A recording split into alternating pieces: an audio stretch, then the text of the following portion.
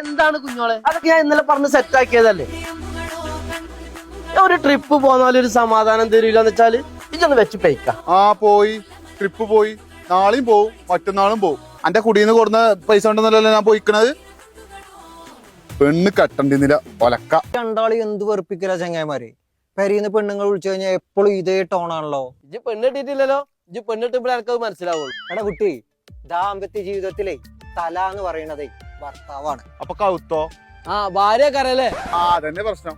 തല എവിടെ തിരിയാണെന്ന് കൗത്താ തീരുമാനിക്കണം. അതല്ലേ പറയണത്. നിങ്ങൾ ഭർത്താക്കന്മാരെ കുറച്ച് ബുദ്ധിക്ക് കളി. ഇപ്പൊ ഒരു കഴിവില്ലാത്ത ഒരു ഭാര്യ ഉണ്ടാവും. അപ്പൊ ഓരോ ഐക്ക് തിരിച്ചു വിടണം. ഇപ്പൊ റാഷിന്റെ ഭാര്യ, ഓള് നന്നായിട്ട് വരക്കൂലേ? ഓള് വരക്കും. ആ വരയിൽ നിന്ന് നിർത്തും ചിരിച്ചു. ചെങ്ങായിക്ക് ഈ പെണ്ണുങ്ങളെ സ്വഭാവം അറിയാനാണ്. ഇതിച്ചൊക്കെ ഈ കറുത്തത് വെളുത്തത്, പണക്കാരി പാവപ്പെട്ടോല്, പഠിക്കാത്തത് പഠിപ്പില്ലാത്തത് അങ്ങനത്തെ ചിന്തന്നില്ല. എല്ലാത്തിനും ഒരൊറ്റ കൊണസ്റ്റ് പിടിച്ച സ്വഭാവം മാത്രമേ. അത് മാത്രമൊന്നല്ല, ഓൾക്ക് പെരയിൽ ഒരു പണിയില്ല, വെറുതെ ഇരിക്കാണ്. നമ്മള് 100 കൂട്ടം പണി കൊണ്ട് നടക്കുമ്പോഴാക്കാരം ഓല ഒലക്കിലെ പൊളി. നേരത്തെ കണ്ടില്ലേ വിളിച്ചനെ? നിങ്ങളെ വീട്ടിലെ അതിരാവിലെ എണീക്കണ ആരാ?